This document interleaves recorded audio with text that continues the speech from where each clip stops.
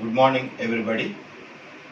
Today we are going to discuss about the concepts of public debt.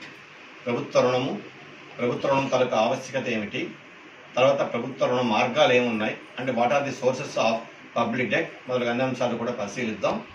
అయితే సాధారణంగా ప్రభుత్వం రుణం ఎప్పుడు చేయాల్సి వస్తుంది, మనం ప్రైవేట్ వ్యక్తులు ఎలా రుణాలు చేస్తారో ప్రభుత్వం కూడా రుణాలు చేస్తుంది. సాధారణంగా మనం అప్పులు ఎప్పుడు చేస్తూ ఉంటామంటే మన వ్యయం ఆదాయం కన్నా ఎక్కువైపోయినప్పుడు ఆ లోటు పూర్తి చేసుకోవడానికి మనం రుణాలు చేస్తూ ఉంటాం.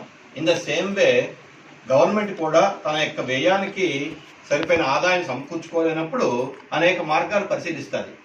అందులో ఒక మార్గం ఏది అంటే రుణాలు సమకూర్చుకోవడం. అయితే ఈ రుణాలు సమకూర్చుకోవడం అనేది కొంచెం క్లిష్టమైన ప్రక్రియే. ఎందుకంటే రుణాలు తీసుకునేటప్పుడు ఆ రుణభారం దేశ ప్రజలపైన పడుతుంది.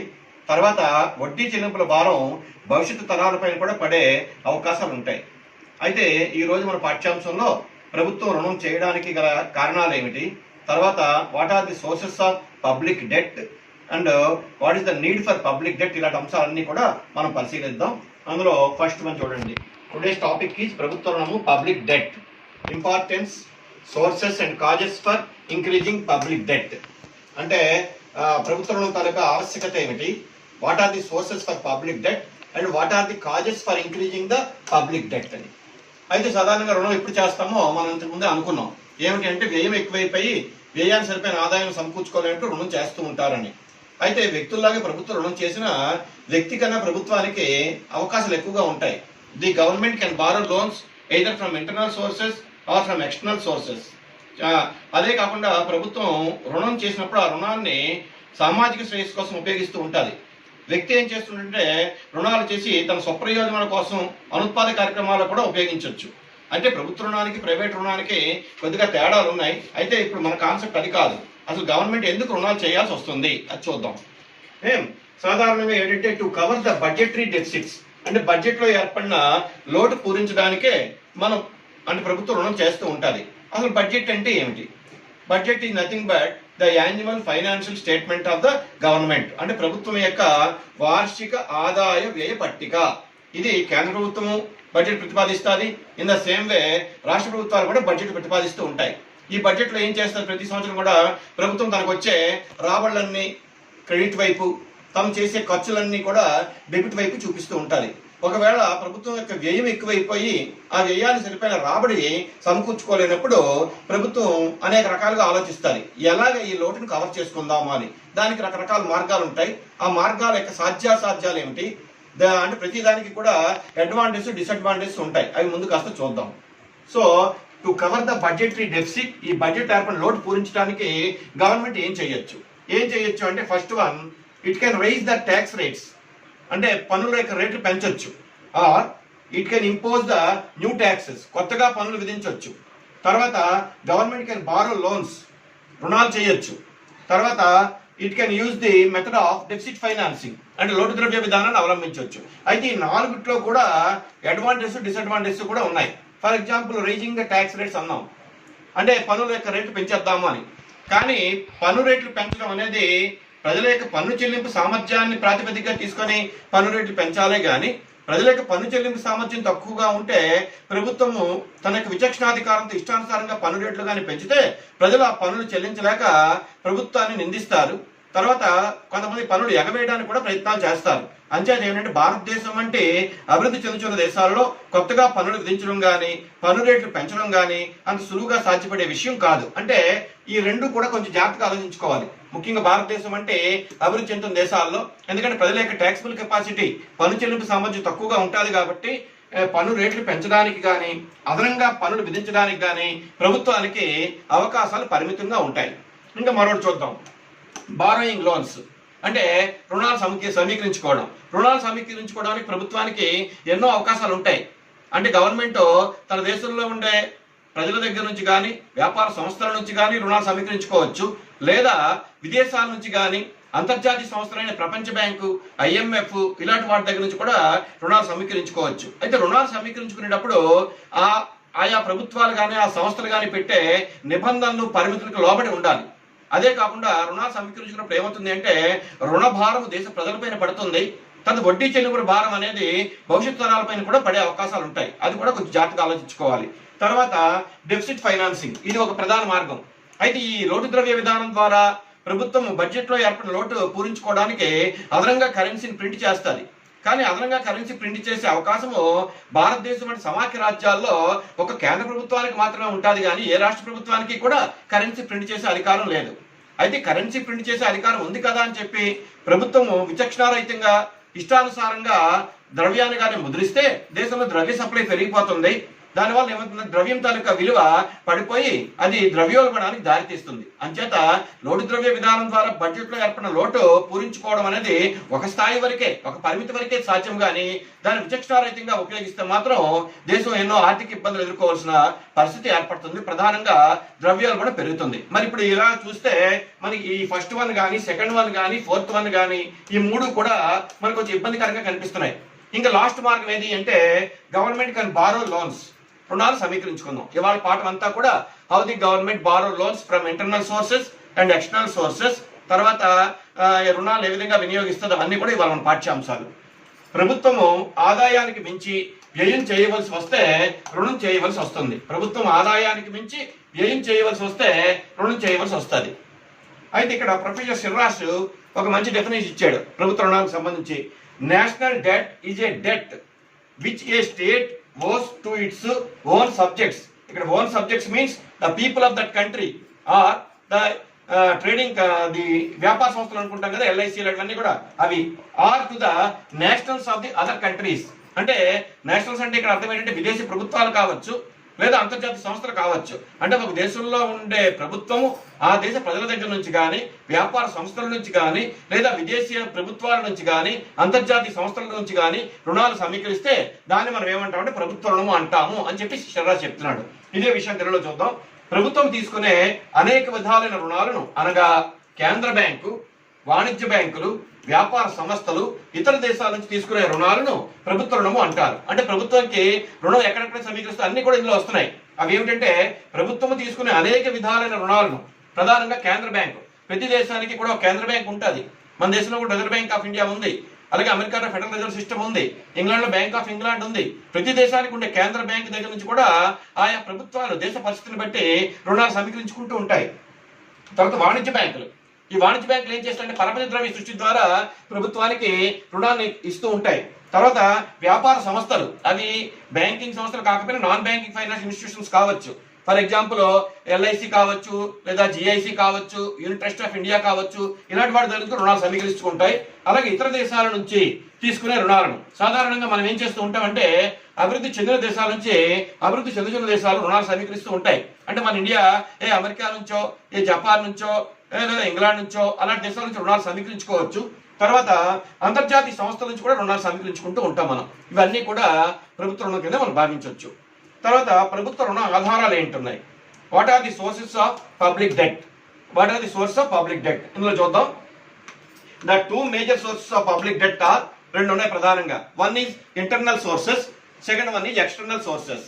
అయితే ఇక్కడ ఒక విషయం గమనించుకోవాలి. అభివృద్ధి చెందిన దేశాలకి అభివృద్ధి చెందుతున్న దేశాలకి ఒక తేడా ఏమిటి అంటే అభివృద్ధి చెందుతున్న దేశాలలో ఇంటర్నల్ సోర్సెస్ ద్వారా, అంటే అంతర్గత లేదా స్వదేశీ పద్ధతుల ద్వారా రుణాలు సమీకరించుకోవడం కొంచెం క్లిష్టమైన ప్రక్రియ. ఎందుకంటే ప్రభుత్వం అంతగా రుణాలు సమీకరించలేదు. ఎందుకంటే ప్రజల దారిద్ర్య కింద నుండి వాళ్ళ సంఖ్య ఎక్కువగా ఉంటుంది. అంచేత వీళ్ళ దగ్గర రుణాలు సమీకరించి కొంచెం కష్టమైన విషయమే. కానీ భారతదేశం అంటే అభివృద్ధి చెందుతున్న దేశాలు ఎక్కువగా ఏం చేస్తూ ఉంటాయంటే ప్రపంచ బ్యాంకు నుంచి కానీ, ఇంటర్నేషనల్ మానిటరీ ఫండ్ నుంచి కానీ, లేదా బ్రిక్స్ బ్యాంక్ నుంచి కానీ, లేదా ఏషియన్ డెవలప్మెంట్ బ్యాంక్ నుంచి కానీ, ఇలాంటి అంతర్జాతీయ సంస్థల నుంచి ఎక్కువగా రుణాలు సమీకరిస్తూ ఉంటాయి. ఆ అంతర్జాతీయ సంస్థలు ఏం చేస్తూ ఉంటాయంటే అభివృద్ధి కార్యక్రమాల కోసం ఎక్కువగా అభివృద్ధి చెందుతున్న దేశాలకు రుణాలు ఇస్తూ ఉంటాయి అన్నమాట. అవే చూద్దాం. సో ఫస్ట్ వన్ ఏమిటంటే ఇంటర్నల్ సోర్సెస్, దాని స్వదేశీ రుణాలు అంటాం. ప్రభుత్వము దేశంలో వ్యక్తులు, ద్రవ్య సంస్థలు, వాణిజ్య బ్యాంకులు, కేంద్ర బ్యాంకుల నుంచి సేకరించిన రుణాలను స్వదేశీ రుణాలు అంటారు. అంటే with in the boundaries of that country, అంటే ఆ దేశంలో ఉండే ప్రజల దగ్గర నుంచి కానీ, ఆ దేశంలో ఉండే కేంద్ర బ్యాంకు దగ్గర నుంచి కానీ, వాణిజ్య బ్యాంకుల దగ్గర నుంచి కానీ, లేదా వ్యాపార సంస్థల నుంచి కానీ ప్రభుత్వ రుణాలు సమీకరిస్తే అటువంటి రుణాలు మనం ఏమంటామంటే స్వదేశీ రుణాలు లేదా అంతర్గత రుణాలు అంటాం. ఇవి రకరకాలుగా ఉంటే చూద్దాం. First one, borrowings from individuals. The government borrows from individuals by selling bonds or national saving certificates. ప్రభుత్వం ప్రజల దగ్గర నుంచి రుణాలు ఎలా సేకరిస్తుంది అంటే రుణపత్రాలు జారీ చేస్తుంది, వాటిని బాండ్స్ అంటూ ఉంటాం. ఒకసారి పోస్ట్ ఆఫీసుల ద్వారా నేషనల్ సేవింగ్ సర్టిఫికెట్స్, తర్వాత కిసాన్ వికాస్ పత్రాలు ఇలాంటివన్నీ జారీ చేస్తూ ఉంటుంది. వీటిని కానీ ప్రజలు కొనుక్కుంటే అప్పుడు ఏమవుతుందంటే ప్రజల దగ్గర ఉండే ద్రవ్యం ఏమో ప్రభుత్వానికి వెళ్తాది. వాటిని కూడా మనం రుణాల కింద మనం పరిగణిస్తూ ఉంటాం. ఈ విధంగా ప్రభుత్వం ఏం చేస్తుంది అంటే ప్రజల దగ్గర నుంచి రుణాలు సమీకరిస్తూ ఉంటుంది. అయితే ప్రజలు ప్రభుత్వానికి రుణాలు ఎందుకు ఇస్తారు అంటే ప్రభుత్వం పైన ప్రజలకు బాగా నమ్మకం ఉంటుంది కాబట్టి, ప్రభుత్వమే హామీగా ఉంటుంది కాబట్టి ప్రభుత్వానికి రుణాలు ఇస్తూ ఉంటారు. ముఖ్యంగా మనం నేషనల్ సేవింగ్ సర్టిఫికేట్స్ కానీ కిసాన్ వికాస్ పత్రాలు కానీ ఇవన్నీ కొన్నాము అంటే తప్పనిసరిగా వాటి నుంచి మనకి వడ్డీ రూపాయన మన కాలపరిమితి పూర్తయిన తర్వాత ఆ మొత్తాన్ని పొందే అవకాశాలు ఉంటాయి. ప్రభుత్వం వాటికి రక్షణ కల్పిస్తుంది కాబట్టి మనం ఏమంటే ప్రభుత్వం జారీ చేసే ఇటువంటి రుణపత్రాలు మనం కొనుగోలు చేస్తూ ఉంటాం. ఇంకా సెకండ్ వన్ ఏంటంటే బారోయింగ్స్ ఫ్రమ్ ఇన్స్టిట్యూషన్స్. ఇవి ఇన్స్టిట్యూషన్ అంటే సంస్థలు అనమాట. అవి వ్యాపార సంస్థలు కావచ్చు, లేదా నాన్ బ్యాంకింగ్ ఫైనాన్షియల్ ఇన్స్టిట్యూషన్స్ అయినా కావచ్చు. Another source is borrowings from insurance companies, LIC or Unit Trust of India or mutual funds, etc. ఈ విధంగా ప్రభుత్వం ఏం చేస్తుంది అంటే దేశంలో ఉండే సంస్థల నుంచి కూడా రుణాలు సమీకరిస్తూ ఉంటుంది. ఒక విధంగా చెప్పాలంటే భారతదేశంలో LIC ప్రభుత్వానికి చాలా అభివృద్ధి కార్యక్రమాలకు రుణాలు ఇస్తూ ఉంటుంది. గ్రేట్. కారణం ఏంటంటే LIC ఎన్నో వేల కోట్ల రూపాయలు ప్రజల దగ్గర నుంచి సమీకరించి ఆ మొత్తాన్ని ప్రభుత్వానికి రుణాల రూపంలో అందజేస్తూ ఉంటుంది. ఈ విధంగా ప్రభుత్వం ఏం చేస్తుంది అంటే దేశంలో వ్యాపార సంస్థల నుంచి కూడా రుణాలు సమీకరిస్తూ ఉంటుంది. ప్రభుత్వం జారీ చేసే బాండ్ల పైన వడ్డీ రేటు స్వల్పంగా ఉంటుంది, కానీ వాటికి కొన్ని ప్రత్యేక లక్షణాలు ఉంటాయి. గవర్నమెంట్ జారీ చేసే బాండ్లకి ఏమిటి ఆ ప్రత్యేక లక్షణాలు అంటే లిక్విడిటీ, ద్రవత్వం ఒకటి ఉంటుంది, భద్రత ఉంటుంది. మనం ప్రైవేట్ సంస్థల నుంచి అంటే ప్రైవేట్ సంస్థలో డిపాజిట్ చేయాలి అన్న మనం భయపడుతూ ఉంటాం, ఎందుకంటే ఆ సంస్థ ఎప్పుడు ఉంటుందో ఎప్పుడైతే వస్తుందని మన భయం. అదే మన దగ్గర మిగులుగా ఉండే ద్రవ్యాన్ని పోస్ట్ ఆఫీస్ లో నేషనల్ సేవింగ్ సర్టిఫికేట్ కొన్నామంటే ధీమాగా ఉండొచ్చు మనం, ఎందుకంటే ఆ post and telegraph department government కాబట్టి గవర్నమెంట్ మనకు అక్కడ మన యొక్క ద్రవ్యానికి రక్షణ కల్పిస్తుంది. అంచేత ప్రైవేట్ సంస్థలు ఎక్కువ వడ్డీని ఆఫర్ చేసినా మనం కొనడానికి ఇష్టపడం బాండ్స్ ఇలాంటివన్నీ కూడా. అదే ప్రభుత్వం జారీ చేసిన బాండ్లని మనం ఎక్కువ అంటే వడ్డీ రేటు తక్కువగా ఉన్నా మనం ఎక్కువ కొంటాం. కారణం ఏంటంటే రెండు లక్షణాలు ఉన్నాయి. వన్ ఈజ్ లిక్విడిటీ, ద్రవత్వ లక్షణం ఉన్నది. రెండోది ఏంటంటే భద్రత, సెక్యూరిటీ ఉంటుంది. తర్వాత మరొకటి ఏంటంటే the borrowings from commercial banks, వాణిజ్య బ్యాంకుల నుంచి. ఇక్కడ ఏంటంటే వాణిజ్య బ్యాంకులు పరపతిని సృష్టించడం ద్వారా ప్రభుత్వానికి రుణాలు సమకూరుస్తాయి అని. ఇది మన బ్యాంకింగ్ పాఠంలో నేర్చుకున్నాం. అదేమిటంటే వాణిజ్య బ్యాంకులు ప్రజలు చేసిన ప్రాథమిక డిపాజిట్ ఆధారంగా చేసుకొని రిజర్వ్ బ్యాంక్ యొక్క ఆదేశాలు అనుసరించి అంతకు కొన్ని రెట్లు క్రెడిట్ మనీ లేదా పరపతి ద్రవ్యాన్ని చెక్కులు డ్రాఫ్ట్ రూపంలో సృష్టిస్తూ ఉంటాయి. ఆ విధంగా కూడా ప్రభుత్వానికి ఎక్కువగా ద్రవ్యాలు సమకూరే అవకాశం ఉంటే దేశంలో ఆర్థిక కార్యకలాపాల యొక్క పరిమాణం పెరుగుతూ ఉంటుంది. ఆ విధంగా వాణిజ్య బ్యాంకుల యొక్క క్రెడిట్ క్రియేషన్ ద్వారా కూడా ప్రభుత్వానికి రుణాలు అందుతున్నట్టుగా మనం చెప్పుకోవచ్చు. తర్వాత మనం borrowing from the central bank. Central bank యొక్క లక్షణాలు మనం చూసినప్పుడు ఒకటి అనుకున్నాం, central bank is the lender of the last resort అని. ప్రభుత్వం ఏంటంటే అంటే ఈ సెంట్రల్ బ్యాంక్ ఏం చేస్తుంటే ప్రభుత్వానికి అంతిమ రుణదాతగా వ్యవహరిస్తూ ఉంటుంది. అంటే దేశంలో ఆర్థిక పరిస్థితులు బాగోలేనప్పుడు కానీ లేదా ఆర్థిక మాంద్య పరిస్థితులు తలెత్తినప్పుడు కానీ ప్రభుత్వానికి ఆదుకోవడానికి రిజర్వ్ బ్యాంక్ ఆఫ్ ఇండియా అనేక స్టిమ్యులస్ ప్యాకేజెస్ లాంటివన్నీ కూడా ప్రకటిస్తూ ఉంటుంది అనమాట.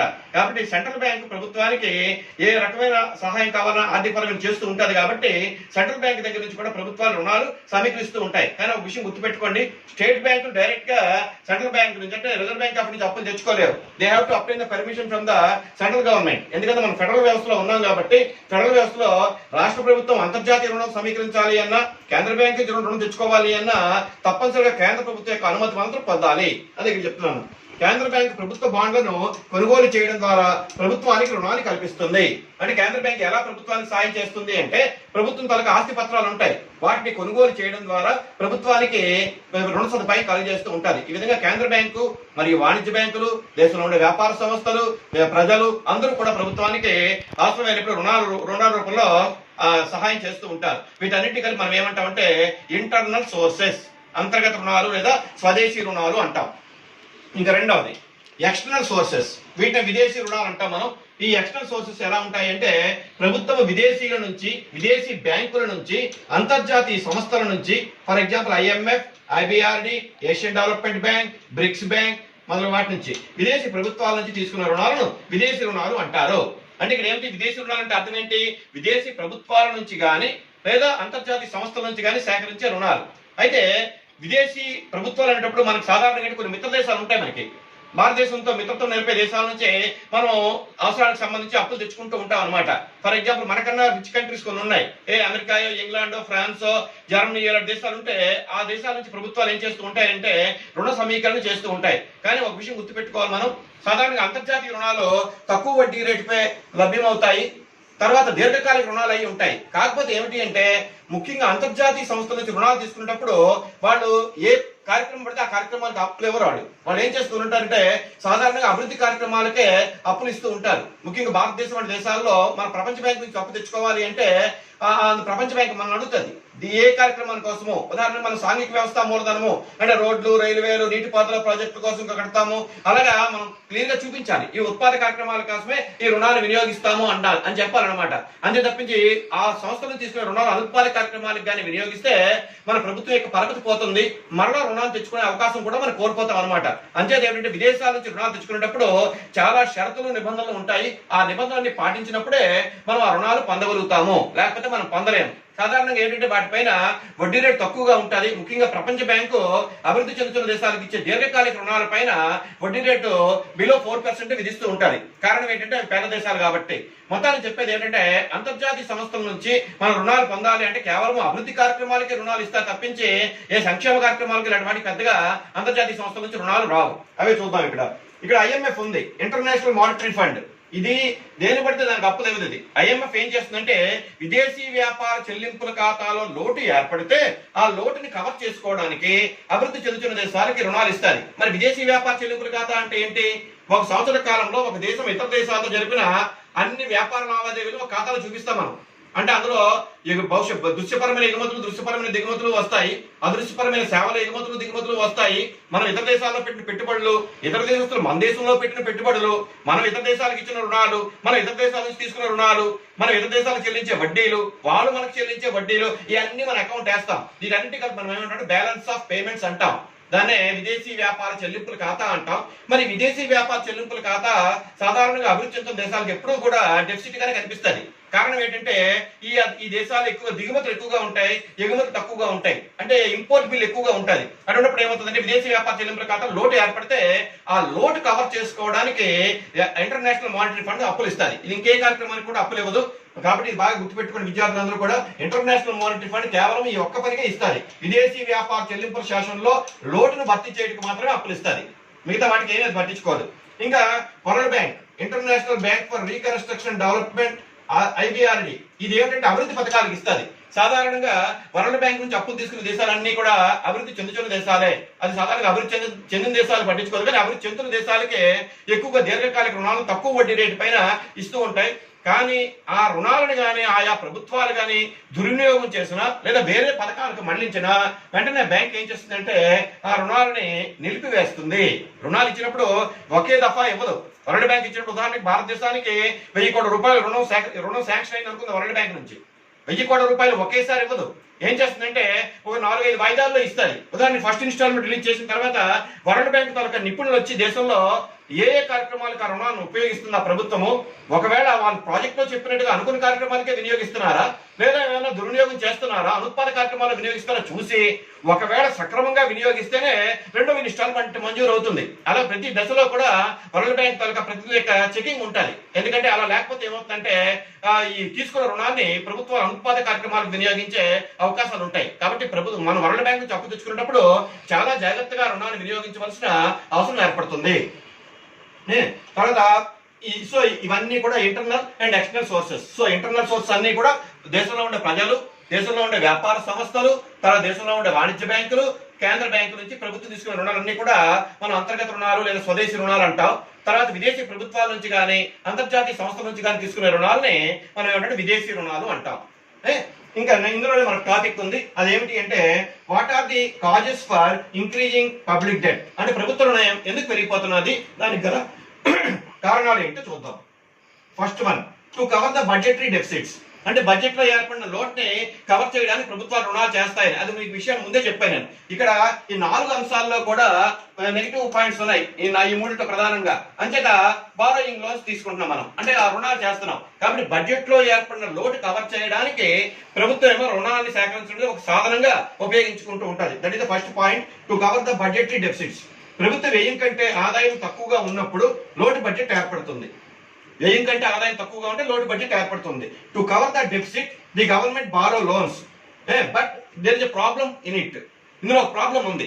ఏమిటి అంటే ప్రభుత్వాలు విపరీతంగా రుణాల సమీకరణ చేస్తే ఏమవుతుంది అంటే దీర్ఘకాలంలో ధరల స్థాయి పెరిగిపోయి దేశంలో ద్రవ్యోల్బణ పరిస్థితులు ఏర్పడే ప్రమాదం ఉంది. ఏదైనా ప్రభుత్వానికైనా వ్యక్తికైనా ఒకటే, ఏమిటంటే తన వ్యయానికి సరిపోయిన ఆదాయం సమకూర్చుకోగలగాలి, లేదా ఆదాయం సరిపోయిన బట్టి వ్యయం చేయాలి. అంతేగాని అవకాశం ఉంది కదా అని చెప్పి ఇతరత్ర మార్గాలు కానీ మనం అన్వేషిస్తే ప్రతి దాంట్లో కూడా మనకి లోపాలు ఉన్నాయి. ఎందుకంటే రుణాలు సమీకరిస్తే వడ్డీలు చెల్లించాలి, భారం పడిపోతుంది. అదేవిధంగా లోటు ద్రవ్య విధానం ఉపయోగిస్తే కరెన్సీని ప్రింట్ చేస్తే ద్రవ్యం తాలూకు విలువ పడిపోతుంది. ప్రతి దాంట్లో కూడా ప్రాబ్లమ్స్ ఉన్నాయి. అలాగే ట్యాక్సులు కానీ విధిస్తే ప్రజల నుంచి వ్యతిరేకత వస్తుంది.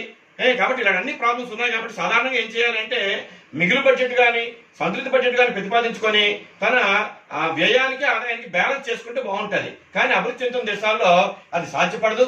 ఎందుకు సాధ్యపడదు అంటే ఈ దేశాల్లో అభివృద్ధి కార్యక్రమాలు, సంక్షేమ కార్యక్రమాలు, రక్షణ కార్యక్రమాలు రోజు రోజుకి పెరిగిపోతున్నాయి. కాబట్టి ప్రభుత్వాలు వ్యయం పెంచక తప్పదు. ఆ వ్యయం పెంచినప్పుడు ఆటోమేటిక్ గా బడ్జెట్ లో డెఫిసిట్ ఏర్పడుతుంది. ఆ డెఫిసిట్ కవర్ చేయడానికి తప్పనిసరిగా రుణాలు చేయవలసిన పరిస్థితి ఏర్పడుతుంది అనమాట.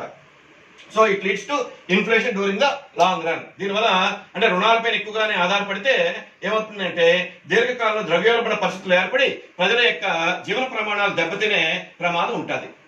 The second cause for growing public debt is the economic stability. అంటే దేశంలో ఆర్థిక సుస్థిరత సాధించడానికి ప్రభుత్వ రుణాన్ని కూడా ఒక సాధనంగా మనం వాడుకోవచ్చు. దానివల్ల ఏమవుతుందో చూద్దాం. To control inflationary conditions, the government borrows to take away the excess money supply from the public. ఇక్కడ వీళ్ళ చెప్పడం ఉద్దేశం ఏంటి అంటే దేశంలో ద్రవ్యోల్బణం ఎందుకు వస్తుందో కొంచెం ఆలోచించాలి మనం. ఇన్ఫ్లేషనరీ టెండెన్సీస్ ఎప్పుడు వస్తాయి అంటే ప్రజలు వస్తువులను బాగా డిమాండ్ చేయడం, కానీ ఆ స్థాయిలో వస్తువులకి సప్లై లేకపోతే దేశంలో ధరల స్థాయి పెరిగిపోతూ ఉంటుంది. కొన్ని సందర్భాల్లో ప్రజలు ఏం చేస్తూ ఉంటారంటే తమ తాహతుకు మించి అవసరం లేకపోయినా కొన్ని వస్తువులు కొంటూ ఉంటారు. అదనపు కొనుగోలు శక్తిని వాళ్ళు ఆ విధంగా ఉపయోగిస్తూ ఉంటారు. అటువంటిప్పుడు ఏం చేయాలి అంటే వాళ్ళ యొక్క డిమాండ్ తగ్గించాలి. తగ్గించాలంటే వాళ్ళ యొక్క అదనపు కొనుగోలు శక్తిని ప్రభుత్వం తగ్గించాలి. అలా తగ్గించడానికి అప్పుడు ప్రభుత్వం ఏం చేస్తుంది, ఇంటర్నల్ లోన్స్ ప్రజల నుంచి సమీకరిస్తుంది. అటువంటిప్పుడు ఏమవుతుందంటే ఏంటి ప్రజలకు కొంచెం ఎక్కువ వడ్డీ రేట్ ఆఫర్ చేసి బాండ్స్ ఇలాంటివన్నీ జారీ చేస్తే ప్రజలు ఏం చేస్తారంటే తమ యొక్క వినియోగాన్ని కొద్దిగా తగ్గించుకొని ప్రభుత్వానికి రుణాలు ఇస్తారు. అంటే ఏ రూపంలో బాండ్ కొనుగోలు చేయడం ద్వారా. అటువంటిప్పుడు ఏమవుతుందంటే దేశంలో సమిష్టి డిమాండ్ తగ్గుతుంది. సమిష్టి డిమాండ్ ఎప్పుడైతే తగ్గిపోయిందో ధరల స్థాయి తగ్గుముఖం పట్టే అవకాశాలు ఉంటాయి. అయితే ఇక్కడ చిన్న విమర్శ వచ్చింది. ఏమిటంటే ప్రజలు తమ యొక్క మిగులు నుంచి బాండ్స్ కొనుగోలు చేస్తారా, లేదా తమ యొక్క వినియోగ వ్యయాన్ని తగ్గించుకొని బాండ్స్ కొనుగోలు చేస్తారా అని ఈ విషయంలో ఆర్థికవేత్తలు భిన్నాభిప్రాయాలు ఉన్నాయి. కొంతమంది ఏమంటారంటే ప్రజలు ఎప్పుడు వినియోగాన్ని తగ్గించుకోరు, వాళ్ళ దగ్గర ఉండే మిగులు నిధులతోనే ప్రభుత్వం జారీ చేసే బాండ్లు కొనుగోలు చేస్తారని. అయితే ఇది నిజమే కావచ్చు. సాధారణంగా మనం ఫిక్స్డ్ డిపాజిట్లు చేసినా, లేదా బాండ్ కొనుగోలు చేసినా, లేదా నేషనల్ సేవింగ్ సర్టిఫికేట్స్ కొనుగోలు చేసినా ఇవన్నీ ఏమిటంటే మన దగ్గర ఉండే మిగులు ఆదాయంతోనే మనం కొనుగోలు చేస్తూ ఉంటాం. ఏదైనప్పటికీ కూడా మన దగ్గర ఎక్కువగానే ఆదాయం ఉంటే రకరకాల కోరికలు పుడుతూ ఉంటాయి. అవి కొందామా ఇవి కొందామా అని. అలాంటప్పుడు అది తగ్గించాలి అంటే దానివల్ల అలా తగ్గిస్తే ఏంటి అడ్వాంటేజ్ అంటే దేశంలో సమిష్టి డిమాండ్ తగ్గుతుంది. కాబట్టి ఆ సమిష్టి డిమాండ్ తగ్గించాలి అంటే ప్రభుత్వాలు ఏం చేయాలంటే బాండ్ జారీ చేసి ప్రజల దగ్గర ఉండే మిగులు ద్రవ్యాన్ని రుణాల రూపంలో సమీకరించవలసిన అవసరం ఉంటుంది. తర్వాత కీన్స్ గురించి మనం ఆల్రెడీ నేర్చుకున్నాం. ఈజ్ డిప్రెషన్ ఎకనామిస్ట్ అని. ఆయన తన విశ్లేషణ అంతా కూడా ఆర్థిక మాంద్యం చుట్టూనే చెప్తుంటాడు. ఆయన ఆర్థిక మాంద్య పరిస్థితుల్లో ప్రభుత్వం రుణాలు సేకరించడం వల్ల పెట్టుబడులు పెరుగుతాయి, ఫలితంగా ప్రజల ఆదాయాలు, కొనుగోలు శక్తి, డిమాండ్ పెరిగి ఆర్థిక మాంద్య పరిస్థితి నివారించవచ్చును అన్నాడు. అయితే ఇక్కడ కొంతమంది డౌట్ వస్తుంది. ఆర్థిక మాంద్యంలో ప్రజల యొక్క కొనుగోలు శక్తి పడిపోతుంది, ఆదాయాలు పడిపోతాయి, అసలు వాళ్ళు డిమాండే చేయలేరు, మరి వాళ్ళ దగ్గర మనం ఎలాగ రుణాలు సమీకరించవచ్చు అని. కానీ ఇక్కడ చెప్పేది ఏమిటంటే ఇలా కీన్స్ ఇలా భావించడం ఉద్దేశం ఏమిటి అంటే ఆర్థిక మాంద్య కాలంలో ప్రభుత్వం విదేశీ రుణాల నుంచి కానీ లేదా అంతర్జాతీయ సంస్థల నుంచి కానీ రుణాలు సమీకరించి ఆ విధంగా సమకూర్చుకున్న రుణాన్ని దేశంలో పెట్టుబడులు పెడితే దానివల్ల ప్రజలకి ఉద్యోగ అవకాశాలు వస్తే, వాళ్ళ ఆదాయాలు పెరిగితే, వాళ్ళ కొనుగోలు శక్తి పెరిగితే ఆర్థిక వ్యవస్థ సుస్థిర స్థాయికి చేరుకుంటుంది. అది ఆయన ఉద్దేశం. ఒకవేళ ఈ మార్గం కూడా సాధ్యమైపోతే కీన్స్ మరొకటి కూడా చెప్తాడు ఆయన.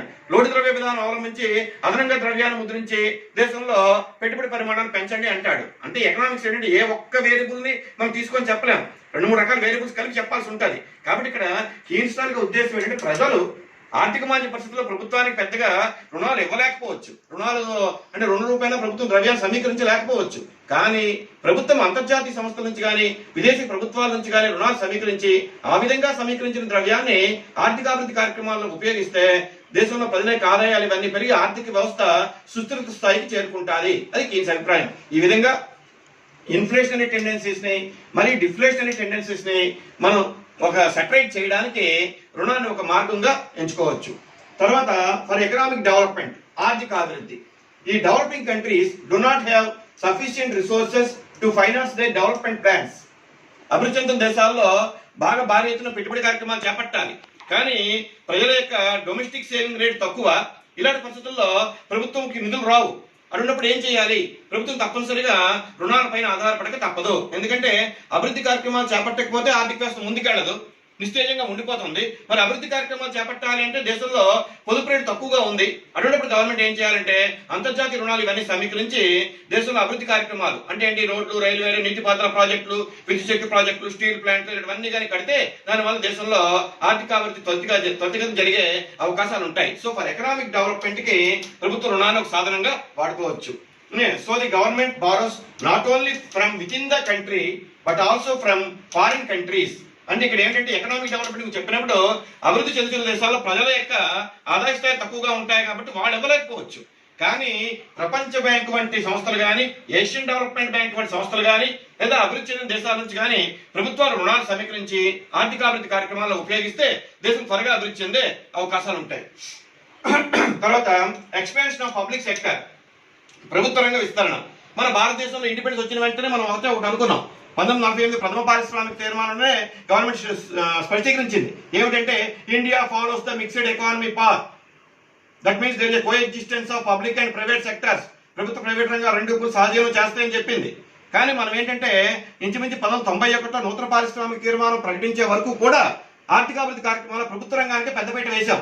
1956 పారిశ్రామిక తీర్మానంలో కానీ తర్వాత 77 తీర్మానం అన్నిటితో చూస్తే ప్రభుత్వ రంగానికి ప్రాధాన్యత పెరిగింది. ఎందుకు పెరిగింది అంటే ప్రైవేట్ రంగానికి ప్రాధాన్యత ఇస్తే దేశంలో ఆర్థిక అసమానతలు పెరిగిపోతాయి, సమాజ స్థాపన జరగదు అనే ఉద్దేశంతో ప్రభుత్వం దేశం ప్రభుత్వ రంగానికి ఎక్కువ ప్రాధాన్యత ఇచ్చింది. మరి ఎప్పుడైతే ప్రభుత్వ రంగ విస్తరణ జరుగుతున్నదో ఆ విస్తరణ కోసం భారీ ఎత్తున పెట్టుబడులు పెట్టక తప్పదు. మరి ఆ పెట్టుబడులు పెట్టాలి అంటే దేశంలో మరి ప్రజలకు ఆదాయ స్థాయి తక్కువగా ఉంటే ప్రభుత్వం అంతర్జాతీయ రుణాలు సమీకరించగా కూడా తప్పదు. కాబట్టి అదే విషయం నేను చెప్తున్నాం. Public enterprises and utilities like railways, post and telegraph works, power, irrigation etcetera require huge funds. ఇవన్నీ కూడా social and economic over head capital. They need more funds. చాలా హెవీ ఇన్వెస్ట్మెంట్స్ కావాలి. కాబట్టి ఆ హెవీ ఇన్వెస్ట్మెంట్స్ కి అభివృద్ధి చెందిన దేశాల నిధులు పెద్దగా ఉండవు. అటువంటిప్పుడు ఏం చేయాలంటే గవర్నమెంట్ బారోయింగ్స్ ద్వారా ఆ లోటుని కవర్ చేసుకోవాలి. The government can meet them only through public borrowings rather than by taxation. ప్రభుత్వం నిధులు సమకూర్చుకోవడానికి పన్నులపైన ఆధారపడితే అభివృద్ధి చెందిన దేశాలు చాలా ఇబ్బంది. ఎందుకంటే ప్రజల యొక్క పన్ను చెల్లింపు సామర్థ్యం తక్కువగా ఉంటుంది. కాబట్టి ప్రజలు పైన పన్నులు కానీ ఇంకా పెంచేస్తే వ్యతిరేకత వచ్చేస్తుంది. అంచేత government it should not depend on taxation, it should depend on borrowings అని చెప్తున్నాం ఇక్కడ. తర్వాత వార్స్ అండ్ నేచురల్ కెలామిటీస్. దేశంలో యుద్ధాలు కానీ లేదా ప్రకృతి వైపరీత్యాలు కానీ ఏర్పడినప్పుడు ఆ పరిస్థితిని చక్కదిద్దడానికి ప్రభుత్వాలు రుణాలు సమీకరిస్తూ ఉంటాయి. Wars and natural calamities like earthquakes, floods, famines, etc. tend to increase government expenditure in order to provide relief to the victims.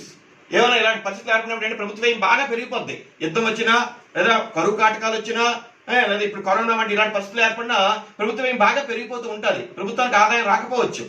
ఇప్పుడు పరిస్థితి తీసుకుంటే ఎలా ఉందంటే కేంద్ర ప్రభుత్వానికి ₹100 వచ్చే ఆదాయం తగ్గిపోయి రాష్ట్ర ప్రభుత్వాలు కూడా ఆదాయం తగ్గిపోయి. అలాంటప్పుడు ఏమవుతుందంటే దేశంలో అభివృద్ధి కార్యక్రమాలు చేపట్టాలి, లేకపోతే ఆర్థిక వ్యవస్థ సెటరేట్ అవ్వదు. కాబట్టి అలాంటప్పుడు గవర్నమెంట్ ఏం చేస్తుంది అంటే ఆ పరిస్థితుల్లో విదేశాల నుంచి కానీ అప్పులు చేయడం ఇవన్నీ చేస్తూ ఉంటుంది. కాబట్టి మొత్తానికి ఏమిటంటే దేశంలో ప్రకృతి వైపరీత్యాలు ఏర్పడినప్పుడు కానీ వార్ సిచ్యువేషన్ కానీ ఏర్పడినప్పుడు ప్రభుత్వం భారీ ఎత్తున వ్యయం చేయాల్సి వస్తే ఆ వ్యయానికి ప్రభుత్వ రుణాలు చేయవలసిన ఆగత్యం ఏర్పడుతూ ఉంటుంది. ఈ విధంగా అనేక కారణాల రీత్యా అభివృద్ధి చెందిన దేశాల్లో ప్రభుత్వాలు రుణాలు సమీకరిస్తూ ఉంటాయి. తర్వాత పాఠంలో విద్యార్థులకి రుణ వర్గీకరణ, classification of public debt and debt redemption అంటే రుణ విమోచన పద్ధతులు. ప్రభుత్వం తాను తీసుకున్న రుణాన్ని తిరిగి ఎలా చెల్లిస్తుంది, దానికి అనుసరించే విధానాలు ఏమిటో వివరిస్తాను. అయితే ఈ 2 పాఠాలు కూడా విద్యార్థులు క్షుణ్ణంగా 2 కలిపి చదవాలి. కారణం ఏంటంటే ఒకదానితో ఒకటి పెన వేసుకుని ఉన్న పాఠాలు.